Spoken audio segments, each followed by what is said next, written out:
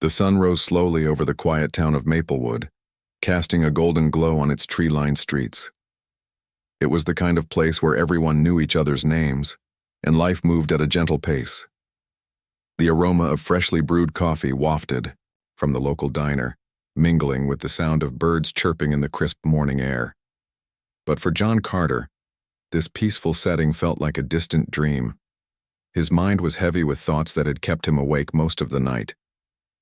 Today wasn't going to be an ordinary day. He could feel it in his bones.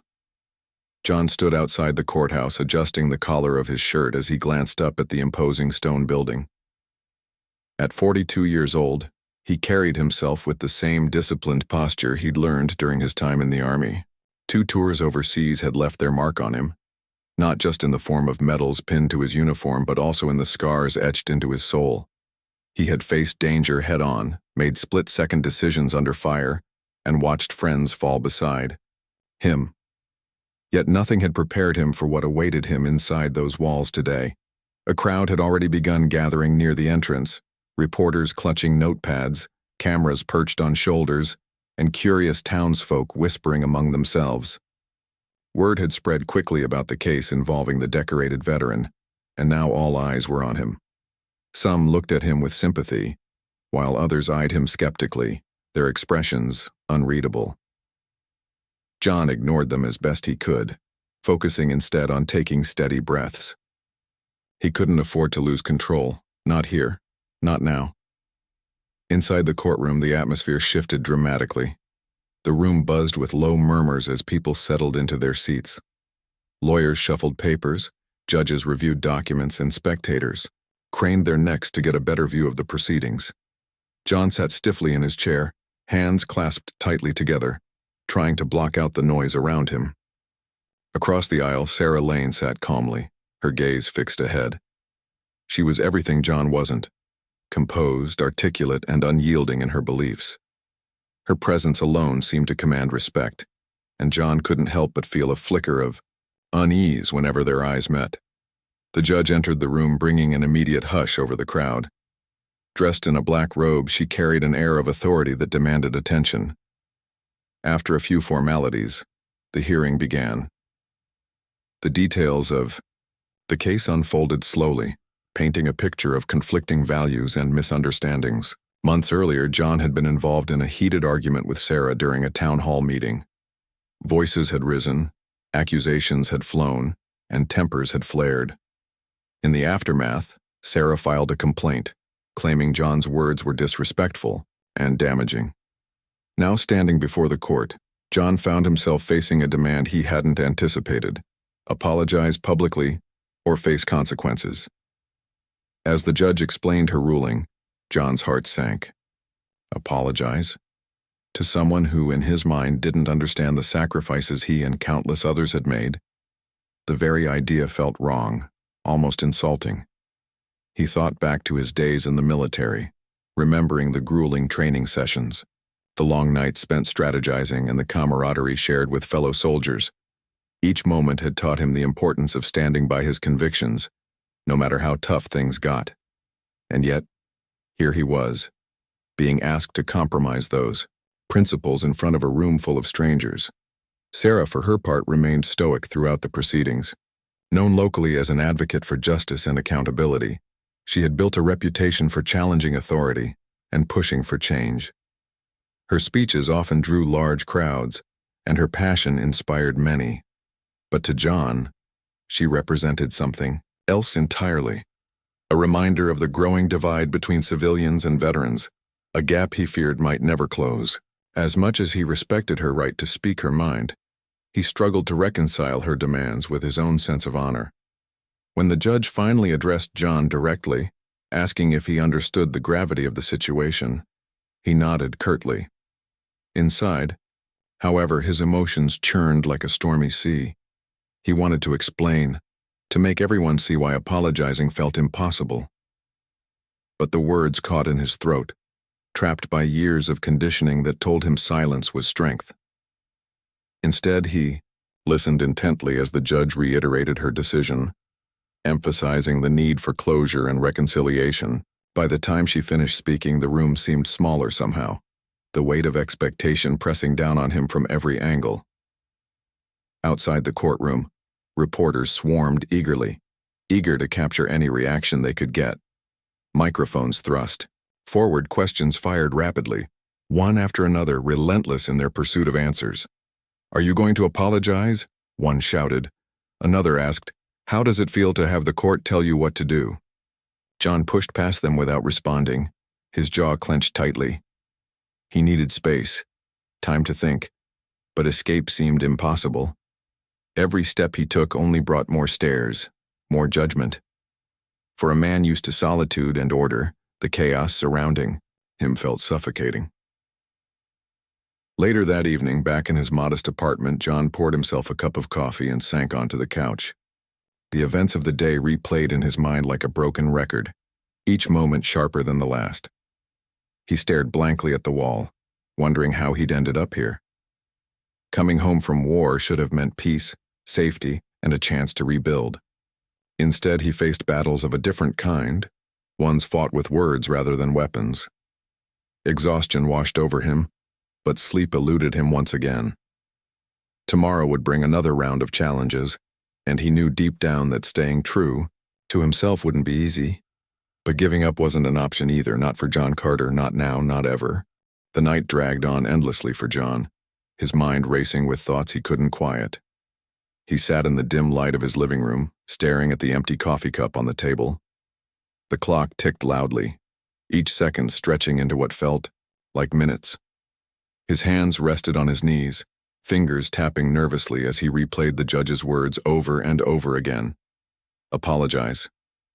The word echoed in his head like a command he couldn't obey.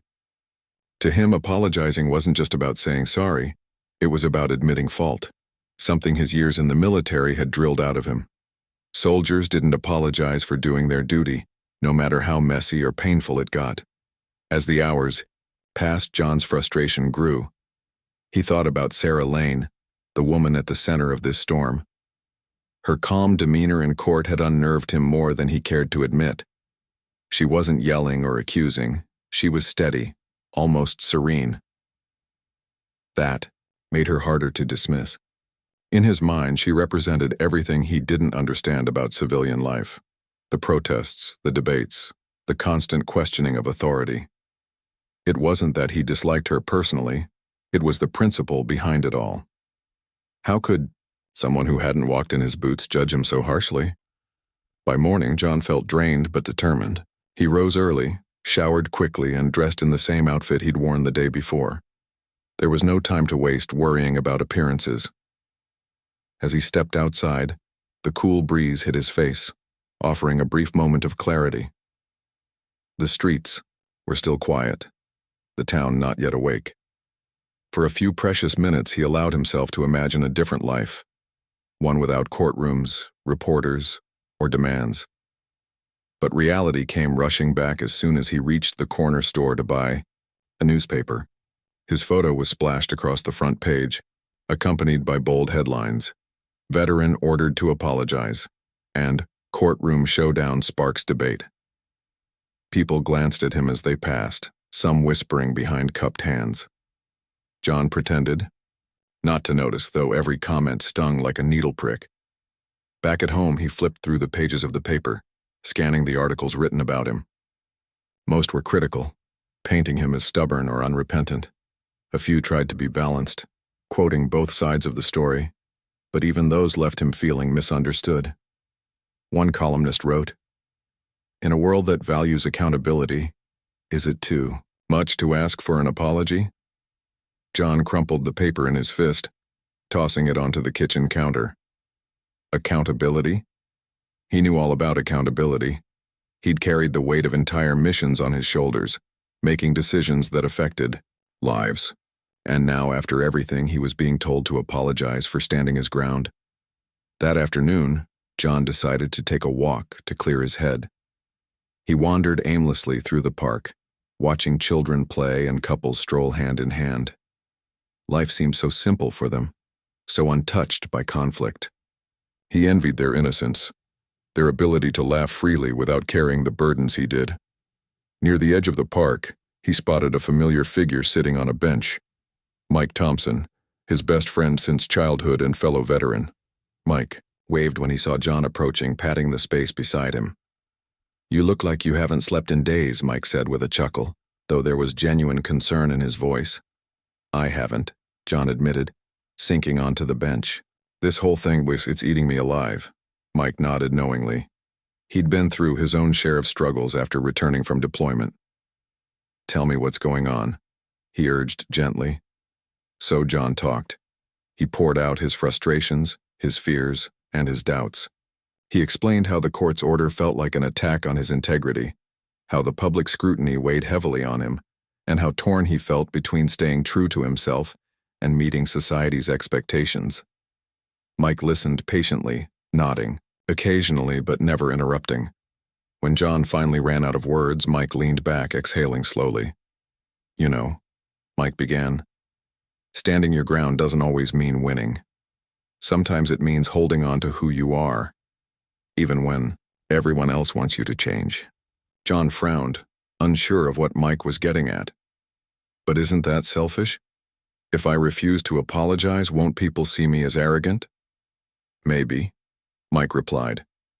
"But maybe they'll also see you as someone who refuses to compromise his values. Look, I'm not telling you what to do. What I'm saying is, think about why you're fighting this. Is it because you truly believe you're right, or because you're scared of looking weak?" The question struck a nerve. John had spent so much time defending his position that he hadn't stopped to examine his own motivations. Was it pride keeping him from apologizing, or was it something deeper, a need to protect the sense of self-worth he'd fought so hard to maintain? He didn't have an answer, not yet. But Mike's words stayed with him long after their conversation ended. Later that evening, John received a phone call from his lawyer. The tone was urgent, the message clear. The court expected a resolution soon. Public interest in the case was growing, and delays would only make things worse. John listened silently, gripping the phone tightly. When the call ended, he stood by the window, staring out at the darkening sky. Stars began to appear one by one, tiny pinpricks of light against the vast expanse. They reminded him of nights spent under foreign skies, gazing upward while trying to find solace in the silence. For the first time since the ordeal began, John allowed himself to cry. Not loud sobs, but quiet tears that rolled down his cheeks unchecked. He cried for the friends he'd lost, for the battles he'd survived, and for the life he'd dreamed of but never quite found. He cried for the man he used to be and the man he was becoming. And somewhere in the midst of it all, he realized something important. This fight wasn't just about him anymore. It was about every soldier who had ever been asked to justify their actions, every veteran who had struggled to fit back into a world that didn't always understand them. When the tears subsided, John wiped his face and took a deep breath. He didn't have all the answers, and he still wasn't sure what he would say in court the next day. But one thing was certain: he wouldn't let fear dictate his choices. Whatever happened, he would face it head on, just like he always had. Because that's who he was. That's who he'd always been. And with that realization, a small spark of peace settled within him, enough to carry him through the uncertainty ahead. The next morning, John woke up earlier than usual. The sun hadn't fully risen yet, and the world outside his window was still wrapped in a soft gray light. He lay in bed for a while, staring at the ceiling, trying to gather his thoughts. Today was the day he would return to court, the day everyone expected him to either apologize or face the consequences of his defiance. But inside, John felt neither fear nor anger, just a strange calmness that had settled over him after last night's breakdown.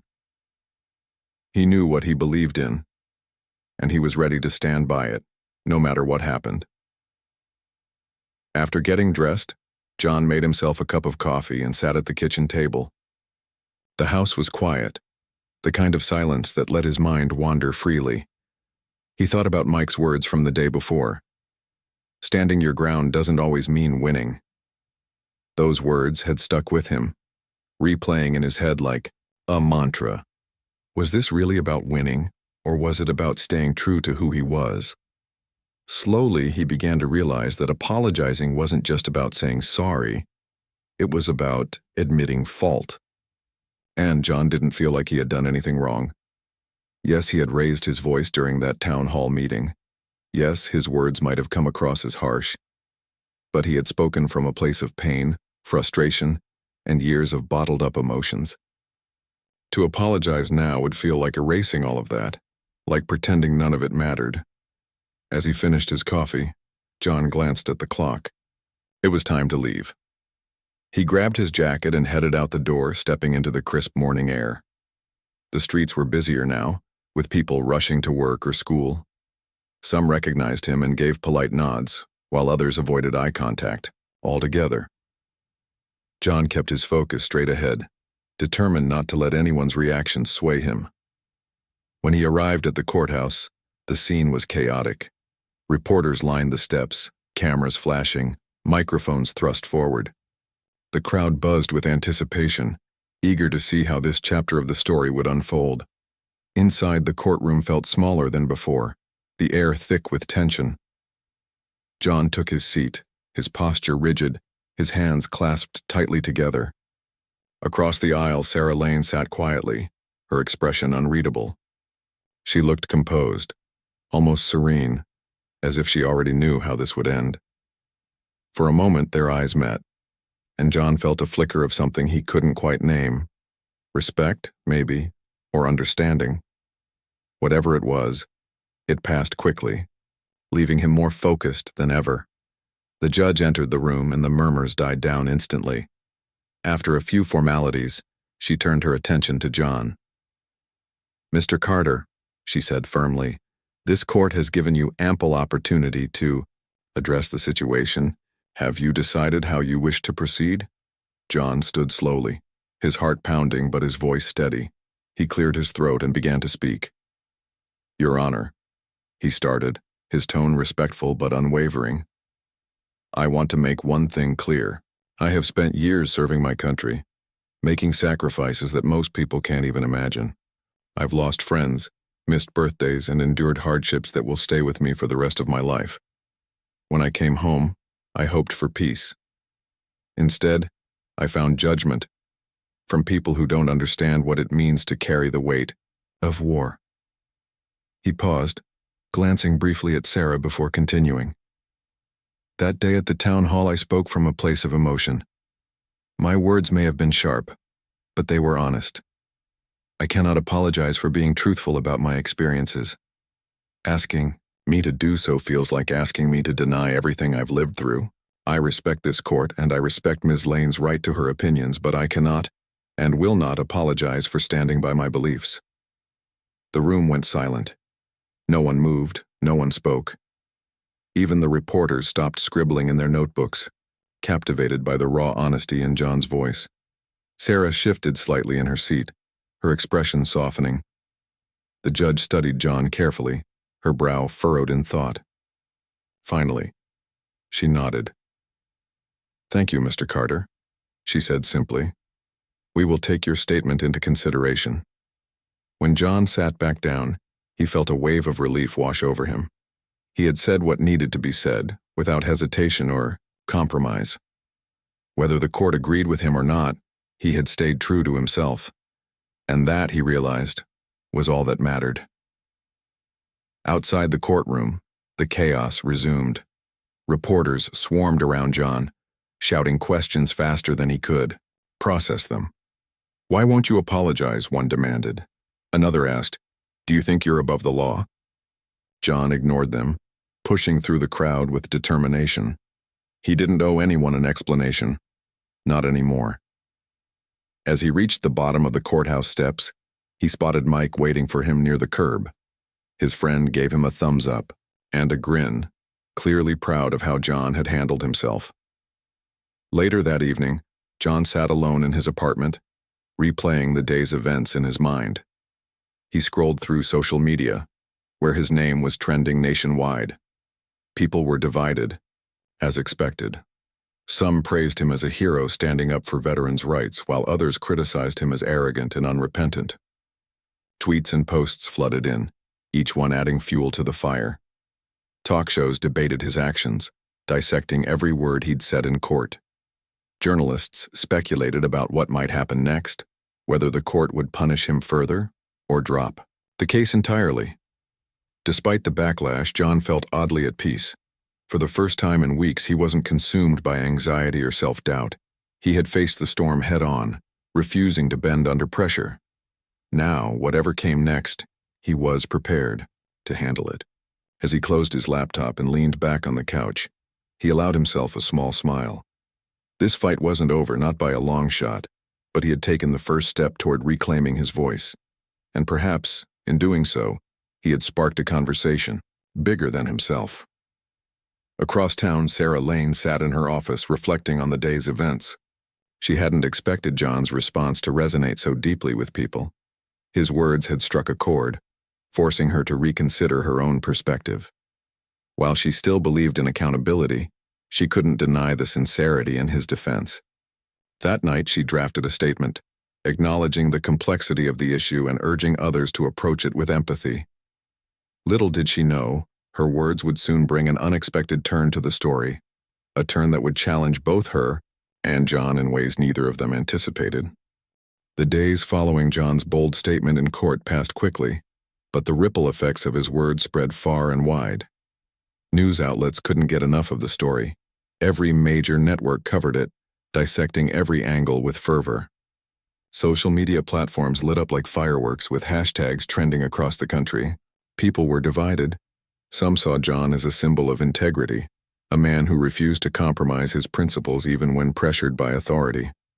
Others viewed him as stubborn, someone unwilling to admit fault or show humility.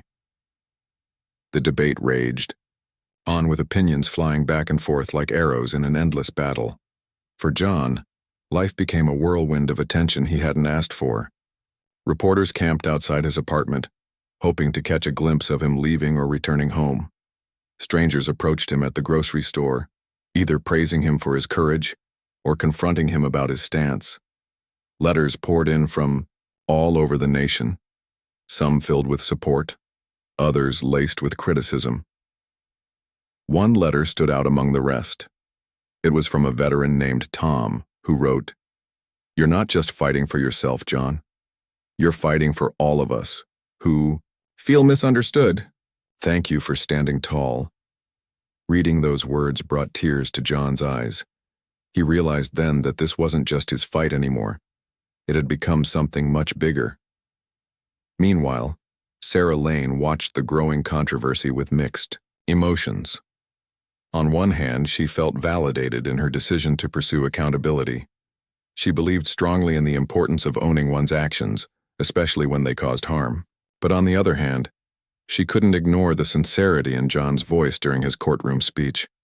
His pain was real, his struggles undeniable.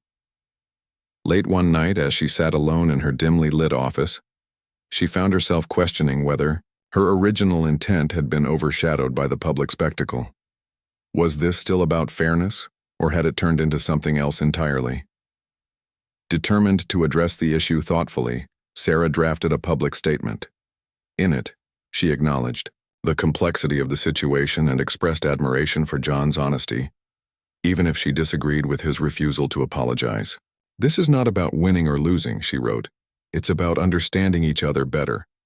Mr. Carter has reminded us of the sacrifices made by our veterans, and for that, we should be grateful. At the same time, we must continue, striving for dialogue that bridges divides rather than deepening them."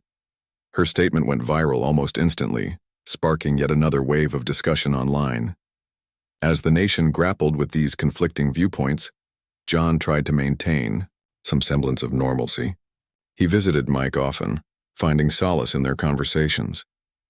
During one such visit, Mike handed him a newspaper clipping featuring an article about the case. The headline read, "A Nation Divided. What Does Justice Look Like?" Below it was a photo of John standing outside the courthouse, his expression resolute. Mike chuckled as he pointed to the picture. "Looks like you've become famous, buddy," he joked. But beneath the humor was genuine pride. "Seriously, though," Mike added, "you've started something important here. People are talking, not just about your case, but about what it means to listen to each other." John nodded slowly, absorbing the weight of Mike's words. He hadn't set out to spark a national conversation, but now that it was happening, he felt a responsibility to see it through. That evening, he sat down at his kitchen table with a pen and paper drafting a response to Sarah's statement. He wanted to acknowledge her efforts while staying true to his own beliefs. "Ms. Lane," he began, "I appreciate your willingness to engage in this dialogue. It takes strength to admit complexity in situations like ours. While I still stand by my decision not to apologize, I respect your right to seek accountability. Perhaps moving forward, we can focus less on blame and more on understanding." When John posted his response online, it garnered thousands of reactions within hours. Some praised him for taking the high road, while others accused him of dodging responsibility. Yet amid the noise, a new narrative began to emerge, one focused on empathy and mutual respect. Talk show hosts invited experts to discuss how society could better support veterans while also holding individuals accountable for their actions. Community leaders organized forums where people could share their perspectives openly. Slowly but surely, the tone of the conversation shifted from hostility to curiosity. One evening, as John scrolled through social media, he noticed a message notification from an unknown sender. Curious, he clicked on it and found himself reading a heartfelt note from a young woman named Emily. She introduced herself as the daughter of a soldier who had served alongside John during his first tour overseas. "My dad never talked much about his time in the Army," she wrote, "but after hearing your story, I finally understand why. You gave me a glimpse into his world, a world I didn't fully grasp before. Thank you for speaking up even when it was hard." Tears welled up in John's eyes as he read her words. For so long he had carried the burden of silence, afraid that no one would truly understand. Now, thanks to this unexpected connection, he realized he wasn't alone. Sarah, too, experienced moments of reflection as the days went by. She attended a local event hosted by a veterans organization, where speakers shared their stories of transition and resilience. Listening to them, she gained a deeper appreciation for the challenges they faced upon returning home. Afterward, she approached the organizer and thanked him for inviting her. "I came here thinking I knew what justice looked like," she admitted. "But today I learned that justice isn't always black and white. Sometimes it's about listening, learning, and growing together." Back in Maplewood, the town buzzed with renewed energy. Neighbors who had once whispered behind closed doors now gathered in coffee shops and parks to discuss the case openly. Teachers used it as a lesson in civics classes, encouraging students to think critically about issues of fairness and communication. Even the local diner got involved, hosting a community conversation night where residents could share their thoughts without judgment. Though opinions remained divided, the atmosphere had softened, replaced by a collective desire to understand rather than condemn. For John, the turning point came unexpectedly. A few weeks after posting his response to Sarah, he received a letter from her. Inside was a handwritten note expressing gratitude for his willingness to engage in meaningful dialogue. "I may not agree with everything you've said," she wrote, "but I admire your courage in standing by your convictions. Maybe there's room for both of us to learn from this experience." Enclosed with the note was an invitation to meet, privately for coffee, an olive branch extended in good faith. John hesitated at first, unsure of what to expect, but something about Sarah's gesture struck a chord within him. He remembered Mike's advice. Sometimes, standing your ground isn't about winning, it's about staying true. With that thought in mind, he accepted the invitation. The meeting took place at a quiet cafe on the outskirts of town. When Sarah arrived, she greeted him warmly, her demeanor calm and open. Over steaming cups of coffee, they talked for hours, sharing their perspectives and listening intently to each other's stories. By the end of their conversation, neither had changed their core beliefs, but both walked away with a newfound respect for the other. Word of their meeting spread quickly, reigniting the national conversation. This time, however, the tone was different. Instead of focusing on division, headlines highlighted the power of dialogue and empathy. People began sharing their own stories of conflict and reconciliation, inspired by John and Sarah's example. Veterans reached out to activists, civilians connected with soldiers, and communities came together to bridge gaps that had long seemed insurmountable. What had started as a courtroom drama had transformed into a movement, a reminder that even in disagreement there is always room for understanding. As John returned to his daily routine, he noticed subtle changes in the way people treated him. The stares and whispers had faded, replaced by nods of acknowledgement and occasional smiles. One afternoon, as he strolled through the park, a child ran up to him, holding out a handmade card. "Thank you for serving our country," it read, in bright crayon letters. John knelt down, thanked the boy, and ruffled his hair affectionately. In that moment he felt a sense of peace he hadn't known in years, a peace born not from victory but from connection. Though the legal proceedings were far from over, John no longer felt consumed by them. He had done what he set out to do, stay true to himself while opening the door to meaningful dialogue. And in doing so, he had reminded a nation of the importance of listening, not just to respond, but to understand. As weeks turned into months, the story of John Carter and Sarah Lane continued to evolve, taking unexpected turns that neither of them could have predicted. The private meeting between the two had sparked a wave of curiosity across the nation. People were eager to know what they had discussed over coffee, how they had managed to find common ground despite their differences. Journalists reached out repeatedly for interviews, but both John and Sarah declined, choosing instead to let their actions speak louder than words. Their decision only fueled more speculation, turning their quiet reconciliation into a symbol of hope in an increasingly polarized world. In Maplewood, life began to feel different, not just for John and Sarah, but for the entire community. Conversations once marked by tension and judgment started shifting toward understanding and empathy. At the local diner, where customers used to argue heatedly about the case, people now shared stories of their own struggles with forgiveness and accountability. Teachers incorporated lessons on conflict resolution into their classrooms, using the example set by John and Sarah as a teaching tool. Even the town council held a special session to discuss ways to foster better communication among residents. The ripple effect of one man's refusal to apologize and one woman's willingness to listen was transforming the fabric of the town. For John, this newfound sense of connection brought both relief and responsibility. He no longer felt like an outsider in his own community. Strangers greeted him warmly when he passed by, and some even stopped to thank him, not just for his military service, but for standing up for his beliefs. Yet with that gratitude came a deeper awareness of the weight his words carried.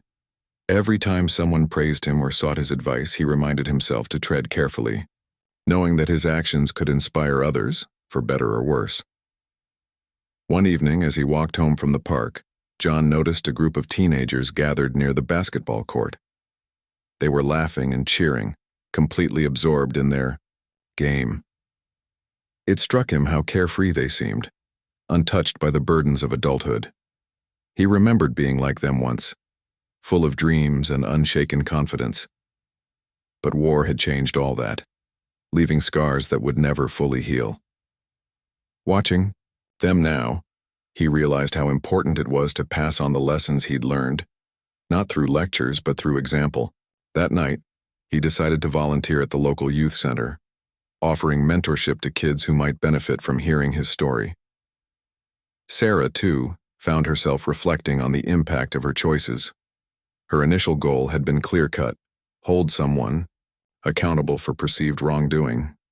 But as the case unfolded, she discovered layers of complexity she hadn't anticipated. Veterans began reaching out to her, sharing their experiences and challenging her assumptions about what it meant to serve.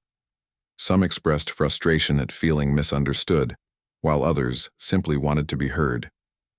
Each conversation left Sarah humbled, reminding her that justice wasn't always about drawing lines, it was about building bridges. Determined to contribute positively, Sarah organized a series of workshops aimed at fostering dialogue between veterans and civilians. She called it Voices Unite, a platform where people from different walks of life could come together to share their perspectives. The first event took place in the town hall, the very same place where her confrontation with John had occurred. months earlier. To her surprise, the room was packed, filled with faces young and old, military and civilian alike.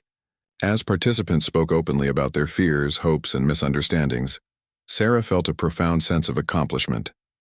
This, she thought, was what real accountability looked like.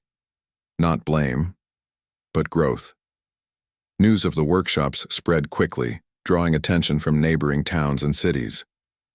Soon, Sarah was traveling across the state, hosting similar events wherever she was invited. Along the way, she crossed paths with John again, this time as collaborators rather than adversaries. Together, they became unlikely advocates for unity, speaking at conferences and panel discussions about the importance of listening without judgment.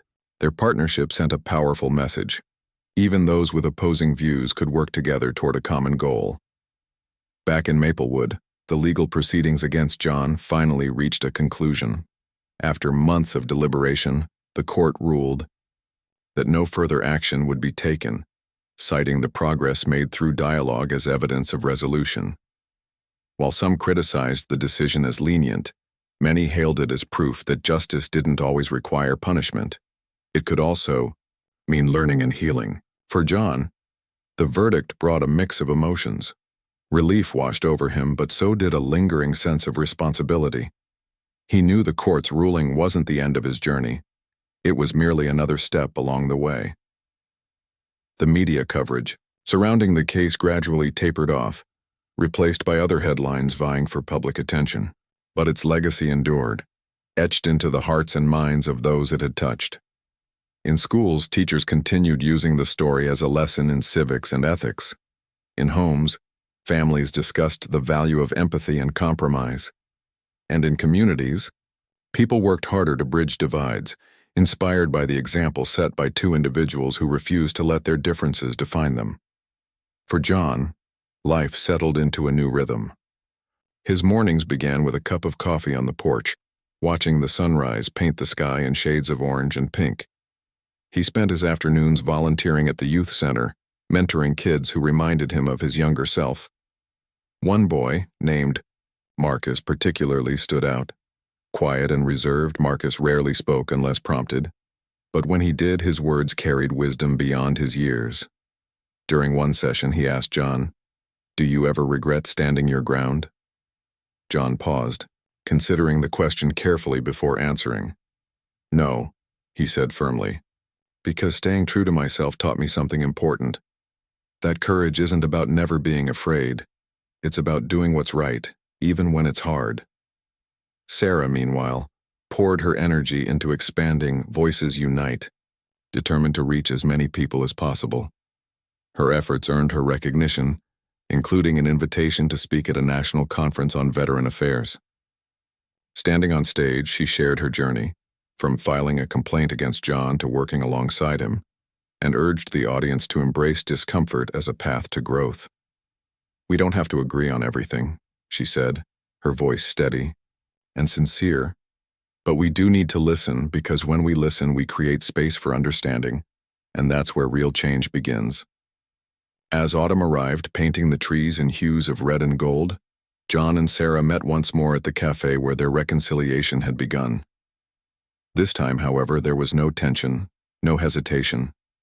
They greeted each other warmly, chatting about their recent projects and plans for the future.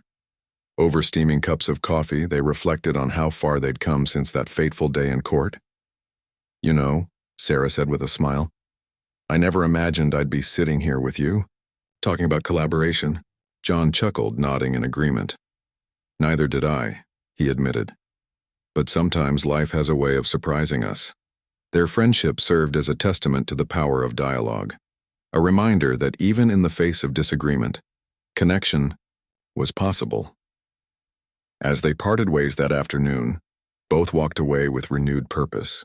John returned to his work at the youth center, committed to helping the next generation navigate challenges with integrity and compassion. Sarah continued organizing workshops, driven by the belief that every voice mattered, no matter how different it sounded. And so the story of John Carter and Sarah Lane became more than just a courtroom drama or a national debate. It became a lesson in humanity, a reminder that beneath our disagreements lies a shared desire for understanding. Though their paths had diverged countless times, they had ultimately converged on one undeniable truth: courage, empathy, and honesty could transform not just individuals but entire communities. In a world often divided by fear and misunderstanding, their journey offered a beacon of hope, a call to listen, learn, and grow together.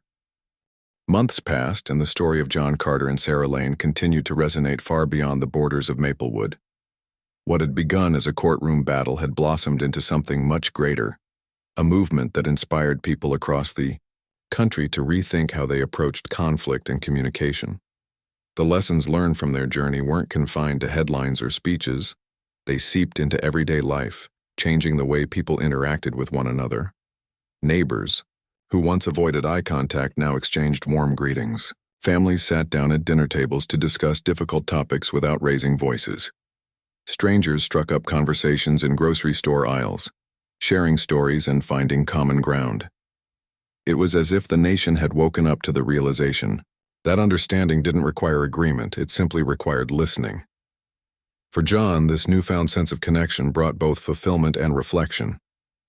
His mornings still started with coffee on the porch, but now he often shared them with Marcus, the quiet teenager he'd taken under his wing. Over time, Marcus had opened up, revealing a sharp mind and a deep curiosity about the world. One crisp, autumn morning, as golden leaves swirled around the yard, Marcus asked a question that caught John off guard.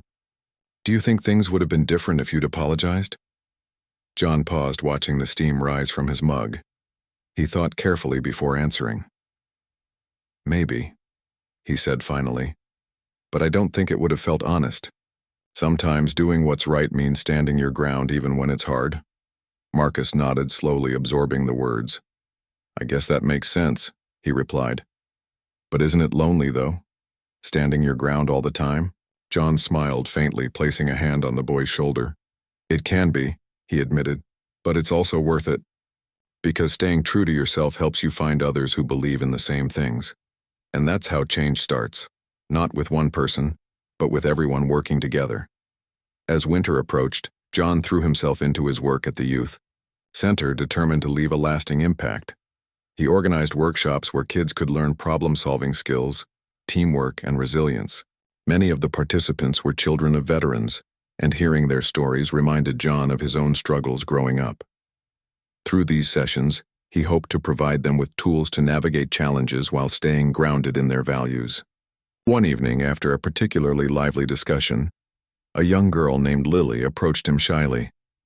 "Thank you for teaching us," she said softly. "I think my dad would have liked you." John knelt down to meet her gaze, his heart swelling with emotion.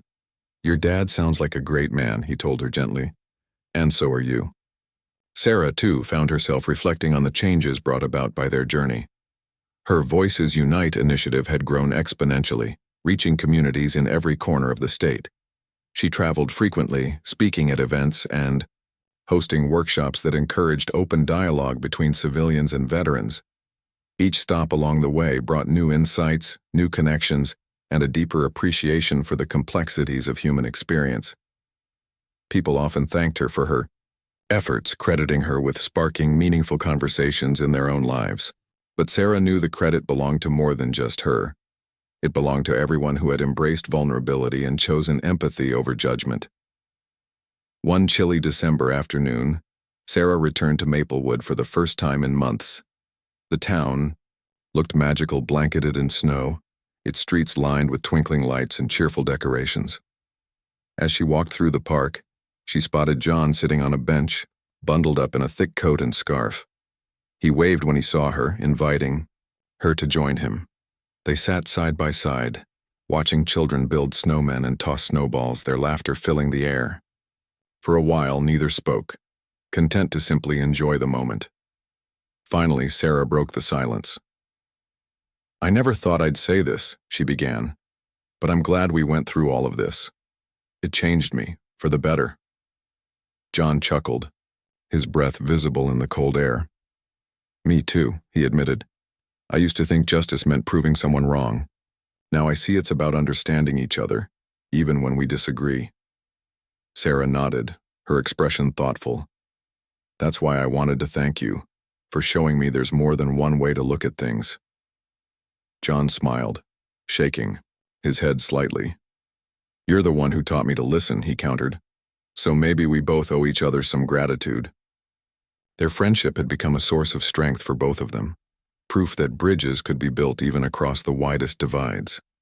Together, they continued advocating for unity, using their unique perspectives to inspire others. Whether speaking, at conferences, leading workshops, or simply sharing meals with friends, they carried the message that empathy and courage could coexist, that standing firm in your beliefs didn't mean shutting out opposing views. By spring, the effects of their collaboration were undeniable. Schools implemented programs based on their teachings, encouraging students to engage in respectful debates and seek compromise. Community centers hosted regular forums where residents could voice concerns and brainstorm solutions. Even local businesses got involved, sponsoring events aimed at fostering inclusivity and mutual respect. The transformation wasn't perfect. There were still disagreements, still moments of tension, but the overall tone had shifted. People approached conflicts differently now, prioritizing understanding over winning. In June, Maplewood held its annual summer festival, drawing crowds from neighboring towns. This year, however, there was an added feature, a special tribute to veterans and activists alike. A stage was set up in the center of the park, where speakers shared stories of resilience, forgiveness, and growth. When John and Sarah took the stage together, the audience erupted into applause. They stood side by side, smiling as they addressed the crowd. "This isn't just our story," Sarah said, her voice steady. "It's yours. Every act of kindness, every effort to understand someone else, that's what creates change." John stepped forward, his eyes scanning the sea of faces. "We've come a long way since that day in court," he said, his tone filled with pride. "But let's not forget, the journey doesn't end here. It's up to all of us to keep listening, keep learning, and keep building bridges. That's how we make the world a little brighter, one conversation at a time."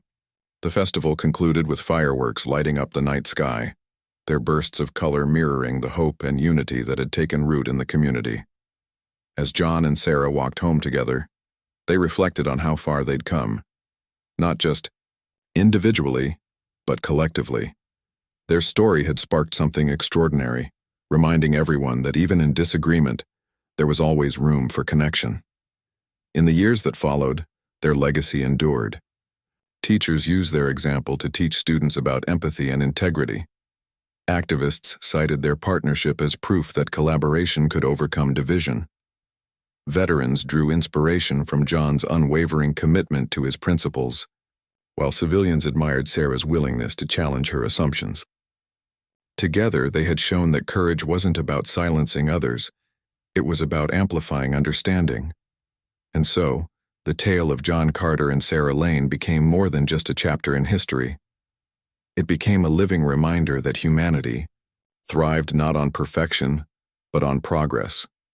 By choosing to listen instead of judge, to stand firm yet remain open, they had ignited a spark of hope that would continue to shine brightly for generations to come.